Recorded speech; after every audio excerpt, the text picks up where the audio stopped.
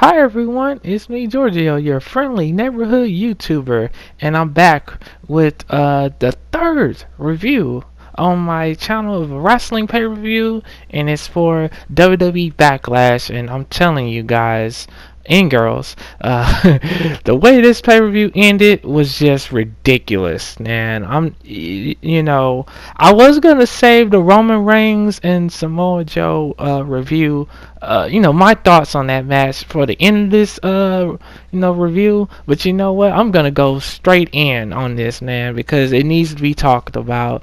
That match had the fans booing. They were chanting "Rusev Day, delete, obsolete," whatever you want. It was just crazy, man. They ought to WWE ought to be ashamed of themselves. And then you know what they try to say about how they try to say Roman Reigns is polarizing, when in fact the fans just don't care about him. And it's not his fault. It's WWE's booking of him is why they don't like him. And it's getting really tiring. I honestly do not think that they should put the belt on Roman Reigns, at least not right now. And the thing is, he should be the world champion because his feet did hit the floor at that pay-per-view, which, we already know that. I think that they should put the belt on Braun Strowman because I think he's super over with the crowd. His matches are very impactful and intense. And the thing is about this Samoa Joe versus Roman Reigns match is it started off really good. Samoa Joe just started off beating the hell out of Roman Reigns, hitting him with them signature boxing jabs in the corner. Then he threw him out the ring and he hit one of those Uranagi, which is like a one-arm type choke slam move, and he slung them through the announcer's table. And I didn't expect that announcer's table to break, but it did. And that was just crazy, And the match was all to a good pace. It really was. But then that's when it got really bad. Was when Samoa Joe threw Roman in the ring, and you know what they did? Those dreaded resting holes. I know that's probably not the correct term in wrestling to call them, but basically what a rest hole is when you get a guy in the middle of the ring and you hold some old weak-looking ass submission maneuver in the middle of the ring, and all they doing is just laying there for like 2 to 3 minutes, which seems like an eternity if you're watching the match. And honestly, I think that they should cut those resting holes until at least come to like 30 to 60 seconds, because in my opinion that really makes the match boring. I understand they're trying to tell a story, but in this case they went for those resting holes way too many times. I do like the fact that Roman, he did start to come back and he can hit those drop kicks on the apron with no problem, and he did that to Samoa Joe. And one thing I love about Joe is, man, he looks like a badass, and I think that's why a lot of people like Samoa Joe. And he's super athletic for a big man. He has to be one of the best big man wrestlers that we've seen in quite some time. Him and Braun, which I will talk about that with Braun in a minute. But this match consisted of a lot of rest holds. Of course, Roman somehow finds a way to come back and he hits the spear for the 1, 2, 3. It was just, the fans just crapped over this match, and I don't blame them. I really don't blame them. But my advice for fans, if you really don't like what WWE's doing, or any match for that matter, if you don't like what you're seeing, instead of booing, how about y'all just walk out of the building? That's the best way to let the management in the back know that, hey, we're not cool with how y'all doing these pay-per-views or how y'all booking these wrestlers or these matches. And they should have just walked out at the end of this match. So in my opinion, this match gets an F. I think Joe going to SmackDown is the best thing for him. As for Roman, WWE has truly messed up his character, and that's all I got to say about that match. We're gonna go on to the next one. which you know what, we're gonna go back to the beginning of the pay-per-view. We're gonna talk about the first match, in my opinion the best match on this whole card, which is Seth Rollins versus The Miz for the Intercontinental title. And I'm telling you, they stole the show. Seth Rollins truly proved that he is one of the best in-ring performers on Raw brand, or possibly in wrestling today. He's one of the best, you know. Him and The Miz have really good chemistry, you know. And say what you want about The Miz, but that guy can put on a good match with the right person. And Seth Rollins, he just went all out, you know. And I have nothing bad to say about this match. If you haven't seen it, just check it out. This probably is the best match. In fact, it is the best match on the whole card, in my opinion. This is the one you want to watch from this pay-per-view. Seth Rollins definitely, he retained the Intercontinental Championship. He did get hurt during the match where he tried to go for that little knee strike move, but he had hit that little ring post thing on the outside, and The Miz was able to capitalize on him. He hit 2 skull crushing finales on him. But you know, Seth Rollins kicked out, and then Seth Rollins did this really cool Falcon Arrow spot, you know, which is like a suplex into a front suplex or something. It's really cool, but he couldn't connect with the second part of that move, and he still was able to find a way to hit that curb stomp on The Miz for the W. So next match we're gonna talk about is Nia Jax versus Alexa Bliss for the Women's Championship. And I'm going to tell y'all right now, I thought, you know, this match is definitely, there's 2 matches that were the really worst ones on this card.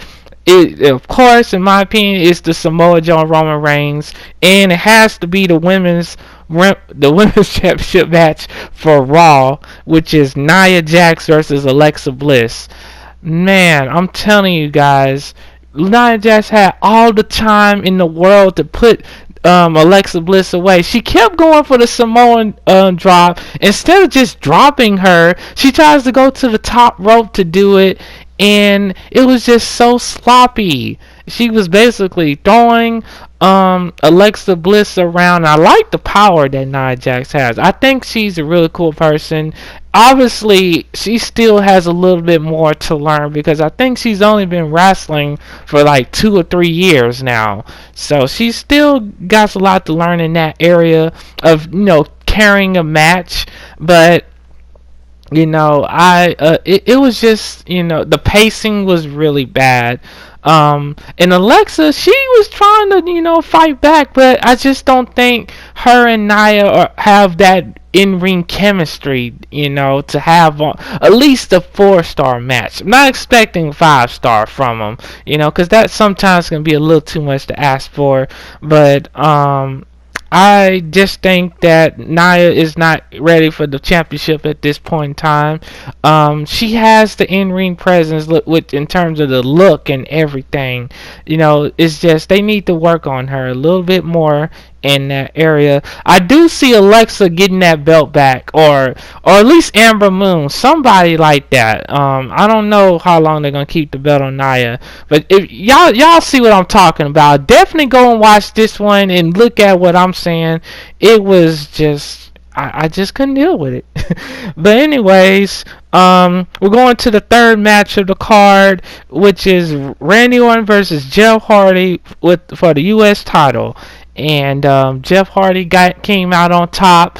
Man, Jeff Hardy, man, he can go. Like, I love the moves that he does on the outside of the ring. Like, he did this really cool spot where he ran across the ring, you know, ringside area, and did this jumping flying clothesline move that took Randy Orton out.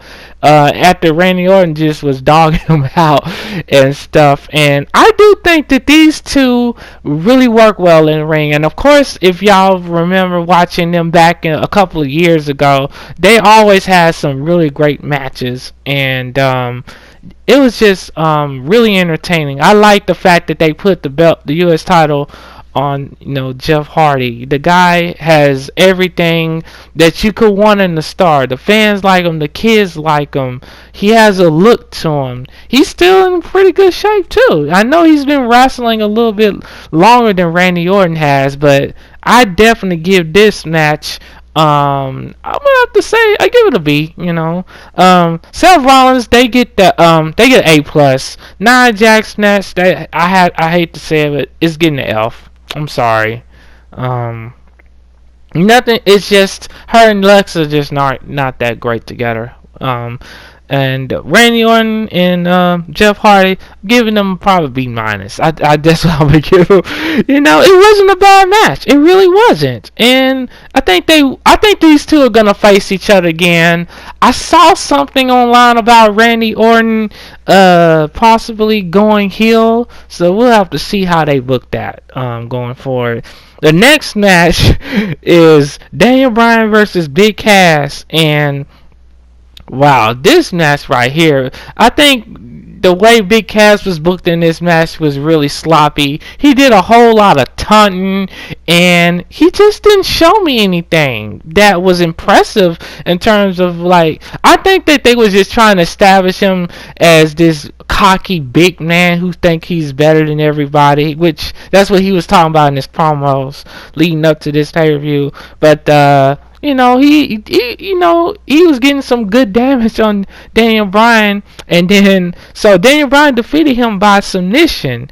And the thing is about that was, as soon as Daniel Bryan put the yes lock on him, he immediately tapped out. And I thought that was odd, but then I thought to myself, you know what? He might have did that on purpose, and he might end up jumping him after the match. Turns out that's exactly what happened. I think that they was just trying to establish Big Cass as a big time heel. I don't know if him and Daniel Bryan has good chemistry or not. This, I in general, most big man versus smaller guy matches usually be good, especially if the big man's a heel. Those are always really good matches. But I think that's what they was trying to do. That's why they had, Big Cass attack Daniel Bryan at the end. He kicked him in the side of his head with that big boot. Big Cass did way too much taunting. He did way too much gloating. And there's a certain amount of that you should do as a heel, until it just gets boring. So that's my opinion on that. It was okay. I'm gonna give that match a D. It was fairly quick. The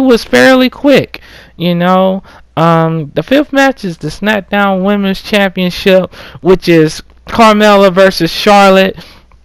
And Carmella, I think she's gonna be an opportunist type of heel champion. She was going for a lot of shortcuts that a heel would go for. And for those of you guys that don't know what a heel is, it's the bad guy or the bad girl in the story of wrestling. And Carmella basically got the women's championship with the help of the Iconic Duo, which is Peyton Royce and Billie Kay from NXT. For everybody that watches NXT.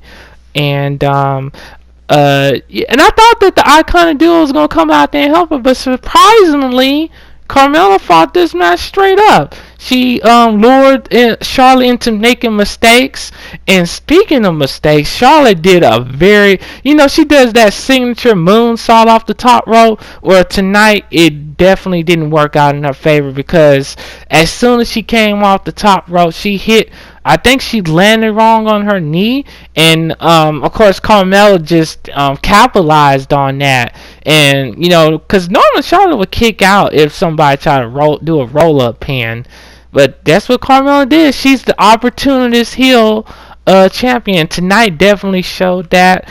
And I just got a report from the WWE Twitter page that Charlotte isn't injured, but she did hurt.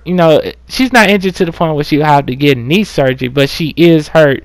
And this is what I think. I think Charlotte should save that moonsault for big time pay-per-views like the Royal Rumble, maybe the Survivor Series, SummerSlam, and WrestleMania. Don't use that moonsault move on normal shows or these pay-per-views that really aren't that important as the big ones, because I would hate for her to hit that move and she breaks her leg or something like that. It's very dangerous, and it should be one of those special occasion type moves.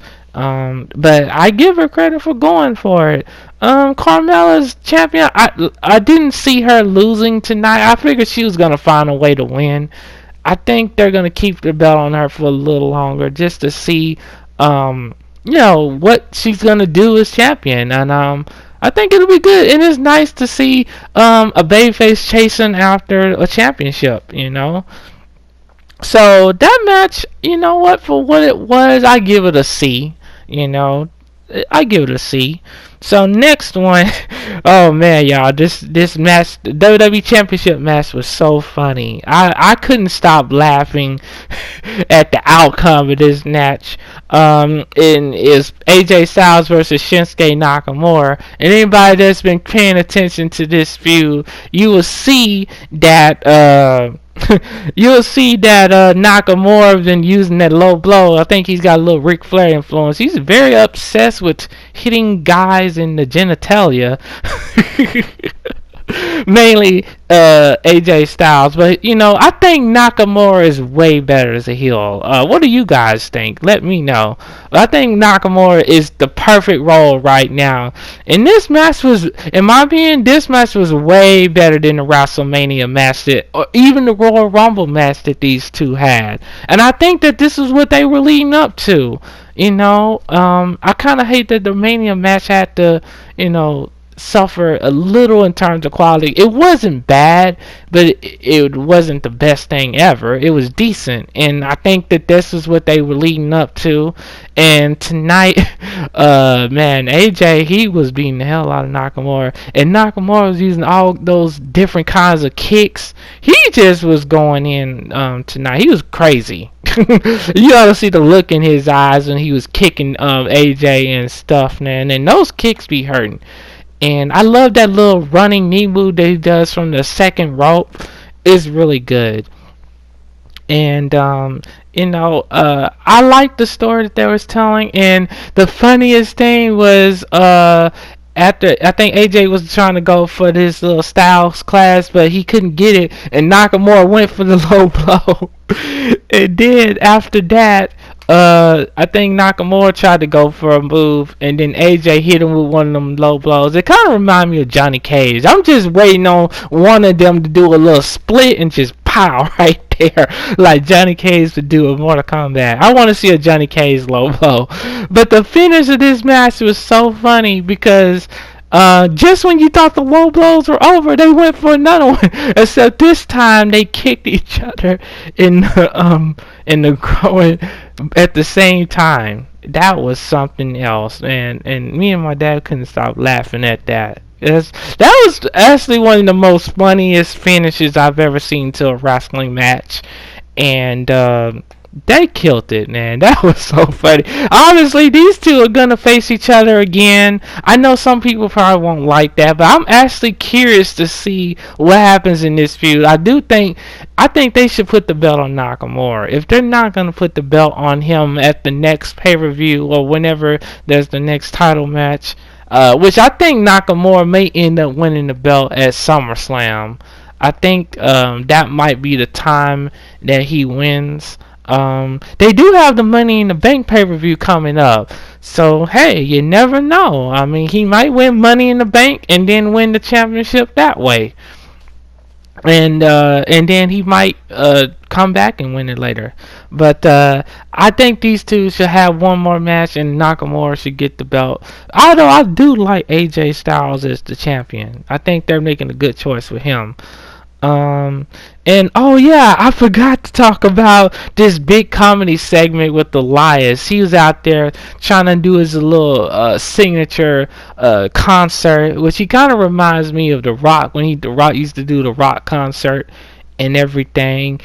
And then out of nowhere, the New Day come out there looking like buffoons, trying to play music instruments. Then they had No Way Jose come out there with Titus O'Neil. They was all dancing, looking like goofballs. And then Bobby Roode, they did all this just to distract Elias. When all of a sudden Bobby Roode came in the ring and hit him with that glorious DDT, and then Bobby Roode was dancing. It was just very goofy. I think they was just trying to add some humor to the show because I think this was right after the first three matches, and I think they was just trying to liven the crowd up a little bit. I thought it was funny. I have no problem with that segment. And since I've already talked about the Roman Reigns situation, I'm gonna just talk about the other match that we have, which would be the last one, and it's Braun Strowman and Lashley versus Sami Zayn and Kevin Owens. And you know what? I just wasn't feeling this match.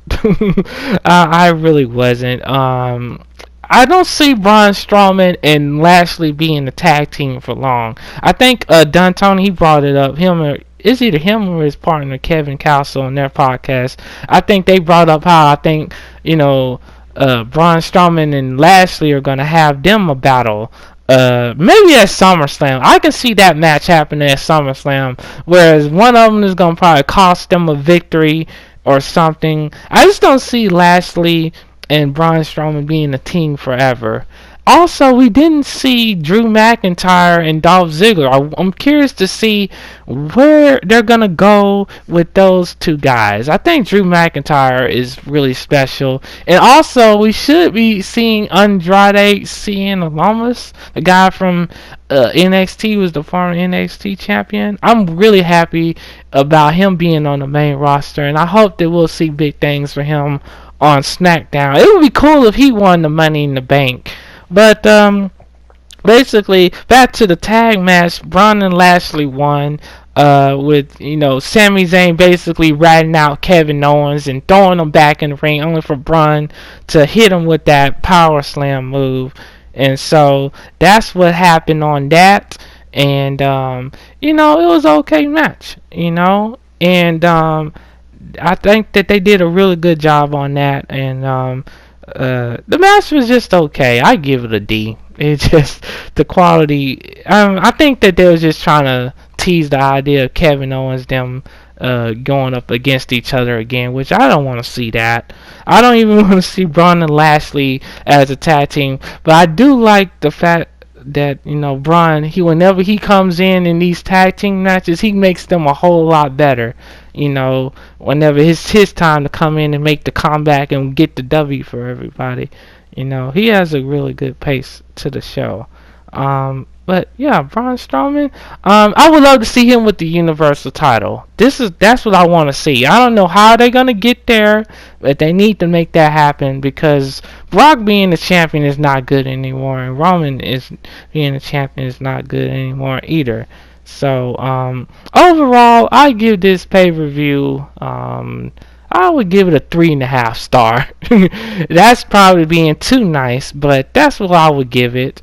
I give it 3.5 star for right now. I'll have to see how I feel about it tomorrow. I don't want to give it a letter grade because that becomes too difficult. I can give the matches letter grades, but the overall pay-per-view would get 3.5 stars.